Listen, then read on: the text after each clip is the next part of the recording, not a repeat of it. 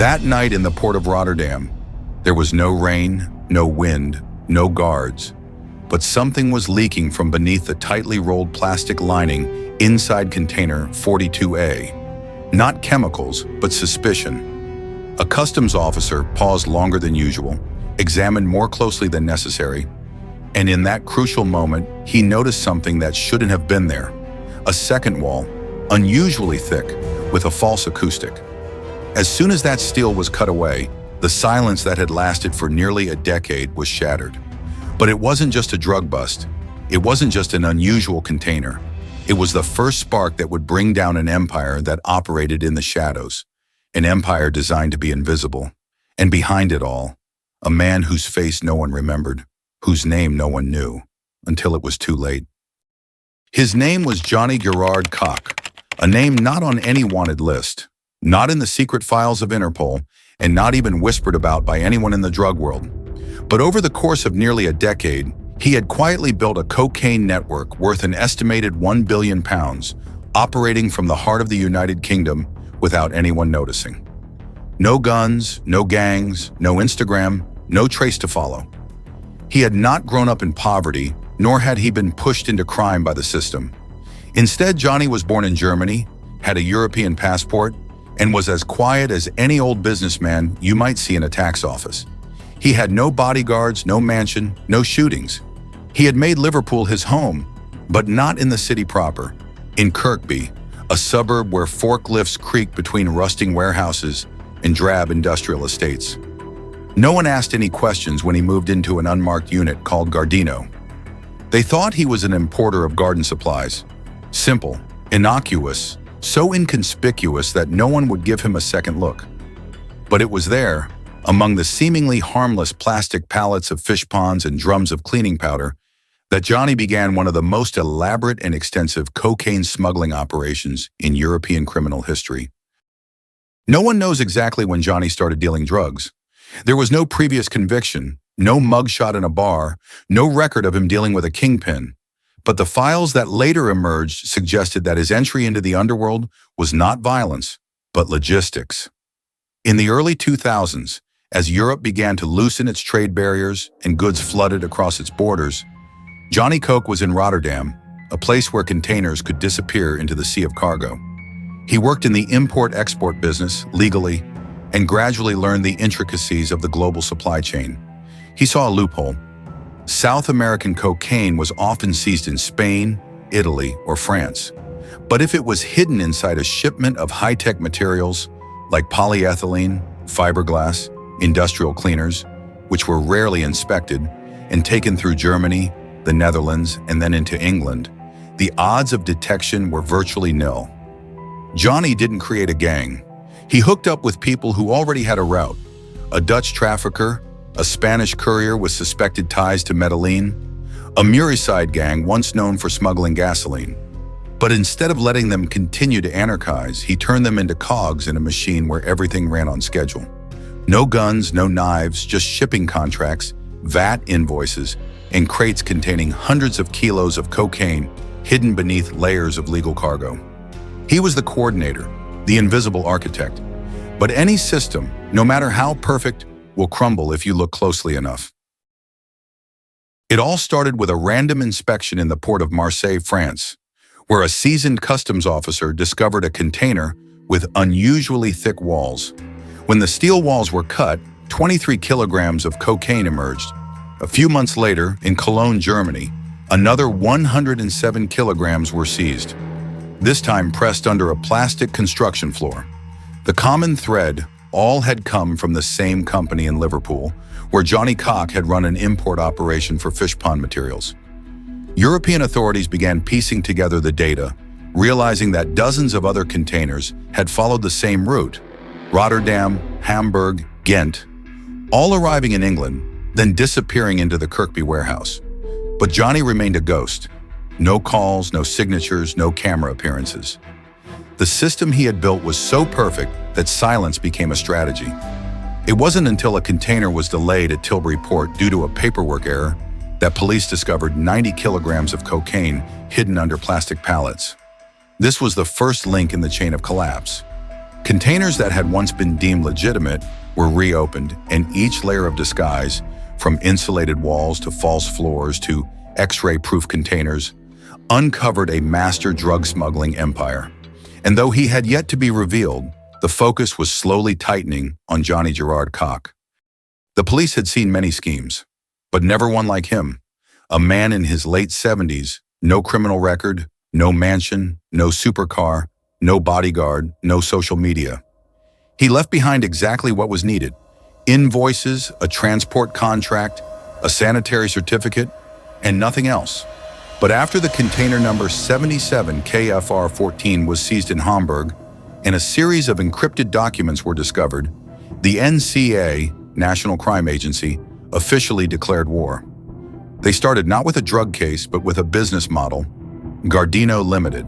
This seemingly innocuous name was the hub for more than 57 shipments in just 9 years, with a total weight exceeding all normal import standards for the aquarium materials industry. Financial analysis was deployed. The money flowed into Gardino from a number of sources: a shell company in the Cayman Islands, a micro-investment fund in Liechtenstein, and an account under the name JGK in Zurich. Each transaction was small, but together the money flowing through his system reached hundreds of millions of pounds. Investigators worked with Europol and the Dutch, French and German customs forces to reconstruct the shipments, container by container, shipment by shipment, delivery point by destination, and they traced it all back to a single link: the Kirkby Industrial Estate. Security cameras around the site were reviewed, thousands of hours of footage analyzed by AI, and from them, they noticed a pattern. Every time a container arrived, a figure, tall, thin, in a gray suit, always carrying a clipboard, quietly checked the paperwork and left. He never touched the container, but his gaze, a brief glance at a forklift entering the warehouse, was the last thing they needed to verify. Facial analysis against a German passport, Johnny Gerrard Kock. But the problem was the evidence. They needed more than a picture, more than a shipment. They needed blood on the contract. So the digital experts set to work cracking the code of the files buried in the laptop seized from the Gardino unit. And beneath the AES encryption, they found a string of internal messages: orders, route encryption, delivery addresses, and most damning, a list of cocaine drop points scattered from Antwerp to Manchester. Furthermore, the phone signal identification records around Kirkby during the delivery hours showed a single device constantly present at key times. No texts, no calls, just silent Bluetooth. The phone was located, and when the police searched Johnny's home, it was found in a small safe next to an old leather-bound notebook where he had manually recorded the entire shipping schedule from 2008 to 2014. At this point, the authorities understood that they were dealing with not just a smuggler, but a near-perfect mind, a strategist who had lived among them for years without anyone knowing. Layer after layer of cover was peeled away. Subsidiaries, intermediary accounts, ghost names on containers, and at the center of the storm, Johnny Kock still appeared in every logical sequence, not as a pawn, but as the one who set the board. Johnny Kock did not create a gang, he created a machine. Each link was an isolated element. No one knew the whole system, only his own job. From the cocaine packer in the Netherlands, the shipper through Spain, to the receiving team in England. All communication was encrypted: pallet color, cargo location, container markings. No names, no verbal orders, no threats. Disappearance from the supply chain was the ultimate punishment. The center of the network was the company Gardino Limited in Liverpool, which received dozens of containers for nearly a decade. Hundreds of tons of cargo passed through major ports such as Rotterdam, Hamburg, Tilbury, without anyone suspecting anything. Investigations showed that offshore accounts in Cayman, Liechtenstein, all led back to one person, J.G. Kock. Those who participated in the line, when arrested, could not describe Johnny clearly because they had never seen his face. And that was the scariest thing. A kingpin who needs no underlings, no threats, still controls an entire transnational drug empire just by being silent, meticulous, and absolutely invisible. There was no midnight knocking, no helicopter hovering over the roof, no shouts of, "Get down!" When the task force stormed the Gardino unit on Kirkby Industrial Estate in the early hours of 8th October 2014, it was empty. No people, no goods, just manifests, shredded hard drives, and a laptop still in its safe, triple encrypted, as if Johnny knew what was coming. From France to Germany, warehouses and container depots were cordoned off. Nearly 20 people were arrested in an international operation involving the NCA, Europol, and Interpol. But they were all in the dark. They only knew their jobs. None had the name Johnny Kock in their contacts. Finally, the laptop was decrypted after nearly 6 weeks. Inside, a supply chain map, a shipping code, and internal messages that matched dozens of containers that had been seized. All were identified by 3 letters, JGK. And when the police arrived at the small flat in North Liverpool where Johnny had lived in relative peace for nearly 15 years, he didn't resist. He didn't hide. He didn't ask why. He just stood up, put on his coat, and said one sentence, "I knew this would happen." At the High Court in London in 2015, prosecutors presented 57 cross-border drug shipments, totaling more than 6,000 kilograms of refined cocaine, with a street value of nearly £1 billion. Johnny didn't plead, didn't hire a celebrity legal team, didn't argue. He pleaded guilty before the trial even began. The court sentenced him to 25 years in prison, the maximum sentence for international drug trafficking without violence. Johnny Gerrard Kock was transferred to HMP Berwyn, a high-security prison in North Wales.